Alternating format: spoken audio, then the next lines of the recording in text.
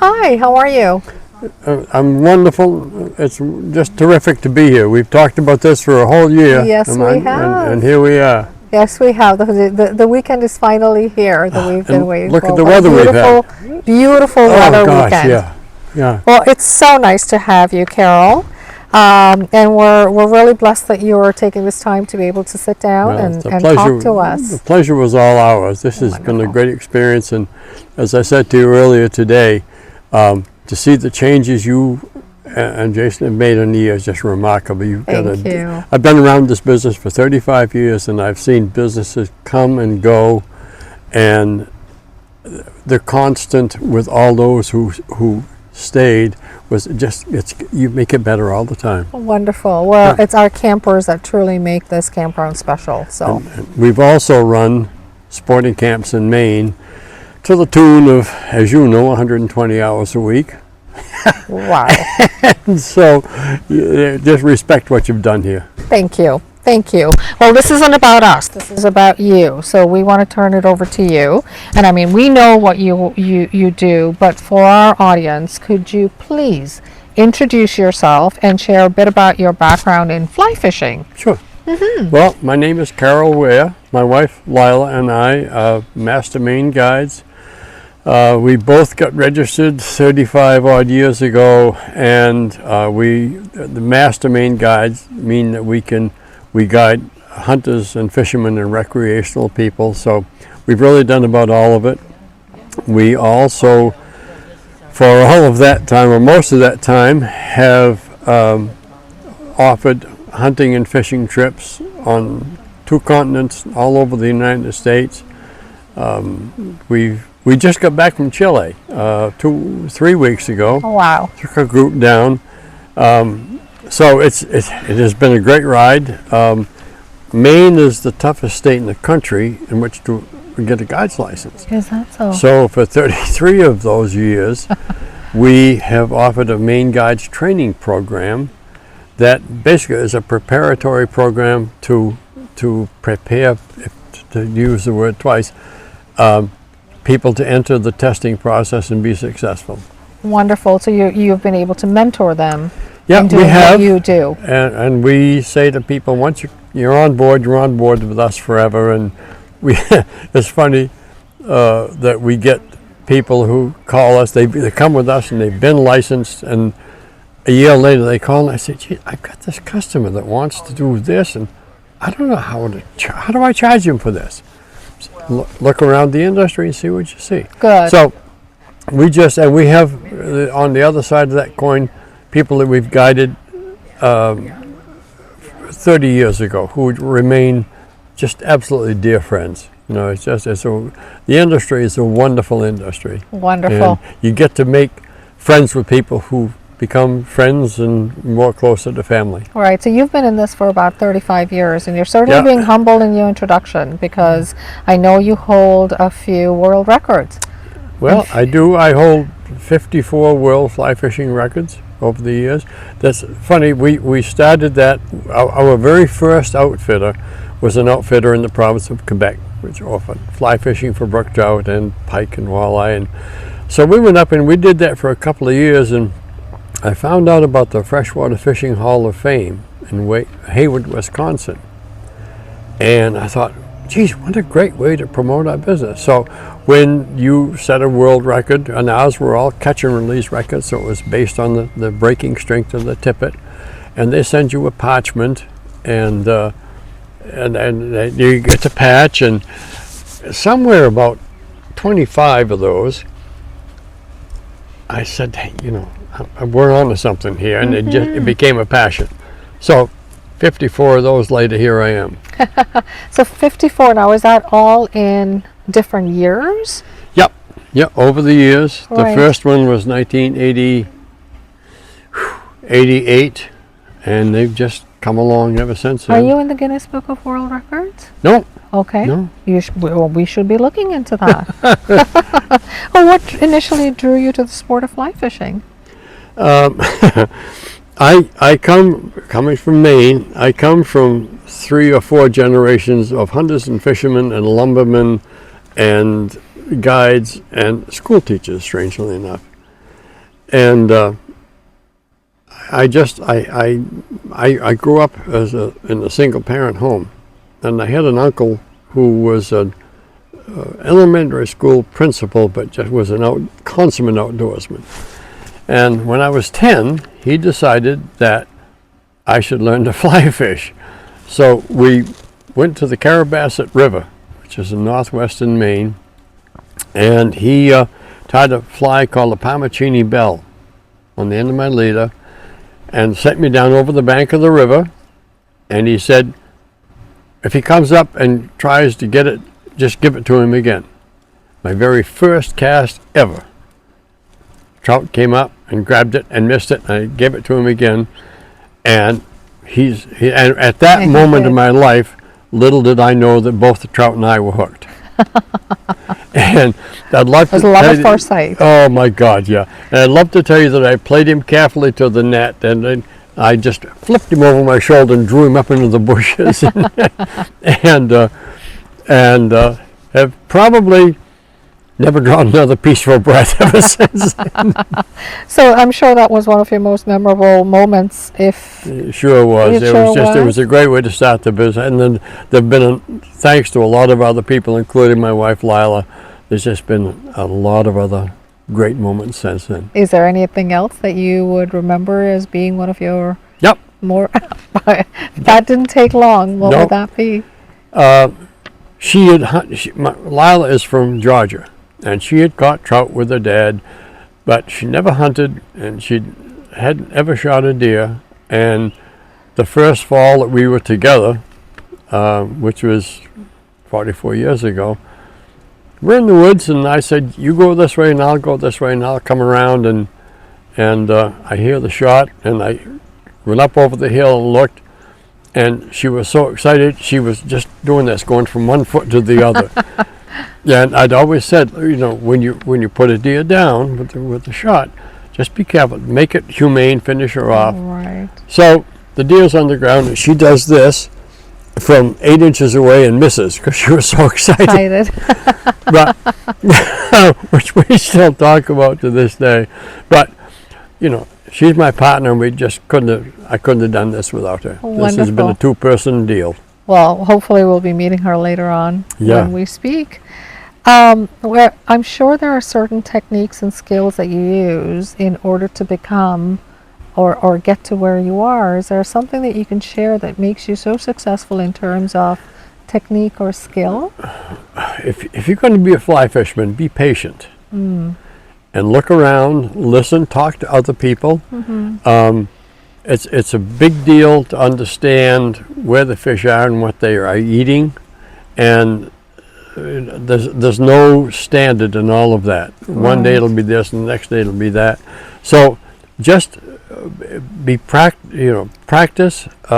Crib the barb on those flies. We should all be practicing catch and release. Yes. That's an incredibly part. Even out here where we have basically a put and take fishery, it's a great fishery, and put the fish back on the water. But as far as learning to fly fish, it's really get at least don't go to one of the major department stores and buy a $35 fly rod. Get at least a decent rod. There are any of the big name people have fly fishing outfit that'll cost you $100 or so. Start with at least adequate equipment, and then get on the water. Hire a guide's the best bet when you're coming out of the blocks and you don't know what you're doing. Right. And listen and learn. Read everything you get your hands on, but talk to the people that have been there before, the experienced people. That's right. It really is an art. And hire a guide. That's right. Well, what are some of the biggest challenges you faced in fly fishing? Weather. Yeah. We can control everything except what the fish are doing and what the weather is. Today was a good example. When we were doing the casting classes up here on the lawn, it'd be very nice to have the wind be just flat and nice and easy, so you can go through the process of those steps, the way you just lift the rod up, make a little pause, put it black down, and Mother Nature always changes it. Wind changes everything. Right. Changes hunting, changes fishing. But the big thing is get on the water and just learn. So patience and learn the weather so far. Weather's a big part, yeah. And I don't want to make any less of the idea that you have to have an idea of what you're doing. I didn't when I was 10. I did what somebody told me. I was fortunate enough to have a mentor, and it worked. And then to me, I thought I had no place to go but up. And here we are all these years later. That's right. It's good to have mentors that take the time and patience to be able to teach you their passion, because that's what will create the next generation, right? One of my favorite things to do is to teach people to fly fish. And if you're not patient with other people, you certainly need to be if you're going to do that. Right, exactly. And talking about mentoring and teaching new anglers, are there common mistakes that you see that you would encourage people to be on the lookout for when they first start to fly fish? Yeah. When you're learning to fly fish, it can be a very challenging process, frustrating. So we don't want to let it get to the point where we turn the fly rod into a javelin. Right. So if you get frustrated, put the rod down, go take a break. But the basics of fly fishing is that the line and the leader and the fly will go where the tip of the fly rod goes. And there are it's a very simple process. It sounds like a very simple process. I teach what I've called basic mechanics, and I think there are certain mechanical functions that you have to do with the fly rod before your casts are going to get to a certain point. And so you can't be faint-hearted. Pick the rod up and lay that line right down, and I teach a 1, 2, 3 process. 1 is the lift, 2 is the pause, 3 is what we call a power stroke, where we lay that line down. Right. But as I said, the line, the leader, and the fly are always going to go to where the tip of the rod goes. Oh, good. And wind always changes things. Of course. So be mindful of the wind and where it's coming from. It'll make a perfectly good cast into a disaster. I said this to somebody I was working with today. If I can show people what it's supposed to look like and then how to fix it when it doesn't, I've done my job. Good. Yeah, that's very good advice. And I know we spoke about catch and release and letting the fish go, and the West Canada is both. In our campground, it's both catch and keep and catch and release. But how important is conservation to the sport of fly fishing, and what efforts do you make to protect the environment? It's incredibly important. When I was a kid growing up, I can remember when I was 10, my grandfather, who had numerous brothers and sisters, they'd get together on a Sunday afternoon. Everybody would fish Friday and Saturday, and they'd cook hundreds of trout. And I asked him about that once, and he said, we just thought they'd always be there.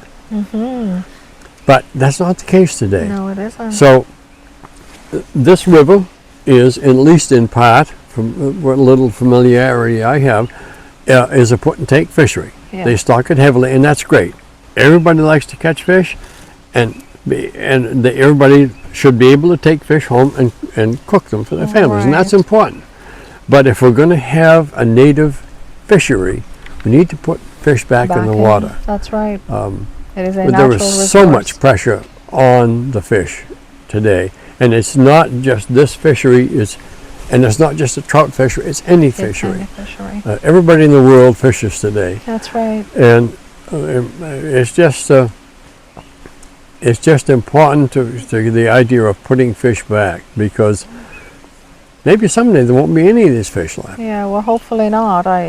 We really try to be able to make sure that even when we're tubing or talking about the park or the Adirondacks or the river, we're being true to conservation and to the environment. That is big. And that's important. That is big for us. It's important for you folks to promote catch and release That's fishery. right. Yeah.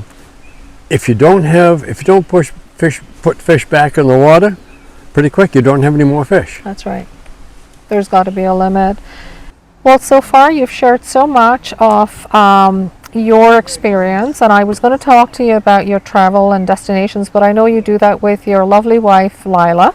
whom I sure would do. love to have us join have her join Well- right now, if that's okay. You're about to meet the world's Thank most you, Ron. I appreciate that. the world's most patient woman. 44 years later, here we are fishing, hunting all over 2 continents, and Yep. we just it's been a tremendous ride. But every business needs to have 2 people. If it's going to be a 2-person, they have to be able to work together. We work very well together. And that's what makes it work. Exactly. does, It has it to. You does. have to share the passion. I'm like behind the scenes and he's in front. That's right. Yeah, And it and just works. And I It let him works.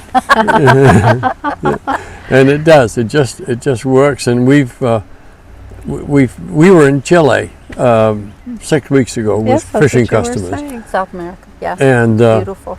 and it's just what we figured out a long time ago. We work very, very well together, and we both know any given number of couples in the sporting industry who can't work together. That's true. But we just Yeah. we built a tried business for a long together. time. It's been a fantastic ride, and And here you we continue go. to do so. Is there any other places in the world that you have visited? Labrador, Newfoundland. Chile, the Bahamas, Cuba. I was in Cuba. He was in Cuba. Several years ago. The Florida Keys, the West, Colorado and Montana. So we've been around All right. some. Yeah. Well, is there any other places in the world that you've dreamt about that you haven't been to yet, and that you'd like to? I can think of about 70 or 80 of them. So I'd like to hunt Africa. I'd like to take an awful lot of people go to Africa and they do plains game hunts, and that's fine. A lot of people go there and they don't want to hunt dangerous game. My dream hunt is a Cape Buffalo hunt. And we had a friend who we used to book hunts in Africa for. And I was supposed to go on a Cape Buffalo hunt with him. And one of our 2 daughters, announced that she was going to marry her longtime fiance. And for starters, I never liked him anyway. And so instead of a Cape Buffalo hunt, excuse me, You got a son-in-law. I got a son-in-law, and 2 years later my Cape Buffalo was in divorce court. So Oh yeah. Yeah. Oh yeah. But both of us would like to travel because the game, the atmosphere, the geography is so different. So different. Yes, I'd it love is. to enjoy that. That Yeah. when we travel, we don't just travel for whatever adventure we're on. We like to visit the people and Submerge yeah, yourself. we like to see the Absolutely. locals. Yeah, to see the actual culture. Yeah. Yeah, I want not to eat just what the they eat tourists. It is, and yeah. Part of see it. what they do and do what they do, and so it's just been fantastic. And I couldn't have done it without her. That is very, very nice to hear. Very endearing. And are you able to share a personal story or experience that had a significant impact on your fly fishing journey? Yep. Please. Me, never lost her words. We used to manage, and we've guided for 5 years at Bozemuck Mountain Camps, which is was in northwestern Maine. Yeah. Well, you certainly have a very endearing love story. Are you able to share with us a personal story or experience that had a significant experience on your fly fishing? It's the better story is yeah, no, you're right. Yes. Yep. We used to have a gal from New Jersey who was a stockbroker for Smith Barney on Wall Street, and she was in the South Tower when At the 9/11. first plane hit. At Okay. 9/11. Well, we were worried that she may or may not have made it out. But and part of this business of guiding people is personal relationships. Yes, it is. And you make relationships with people that sometimes last for decades. So we're sitting watching the national news, and all of a sudden we thought, her name is Ellen. And we thought, oh my God, what about her? So we called her at her home in New Jersey, and we got her answering machine. And we think, for oh, hours. For hours. yikes. And about 9:30 that evening, the phone rang, And I picked it up, and there was a pause, and this voice I'd never heard before said, "It's Elle." And I said, "My God, Ellen, are you all right?" She said, "I'm home, and I'm okay, but all the rest of them are gone." She lost 5 co-workers that lived on the same street. Yeah. Yeah. She, Those things move you more than you want Yes. sometimes. she brought a man, the last year that she came before she retired and moved west, she brought a man named Andrew with her. And Ellen was about our age, and he was, and this is back, oh my gosh, late 90s. He was mid-70s, mid to late 70s. And he came up there with her, and we fished for 2 or 3 days. And the last, I'm sorry, the last day that we were going to be there, she said, "Would you take Andrew out on the water today? Because he can't wade well." So he and I went out on the water, and he caught a really nice brook trout of a couple of pounds.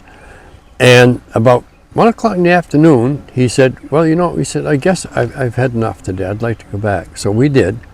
And the next morning when Ellen was checking out, she took me aside and thanked me for the day I'd spent with Andrew. Because he told me that, he said, "I've never caught a brook trout that didn't come out of a hatchery." And he released his He trout released the live. fish.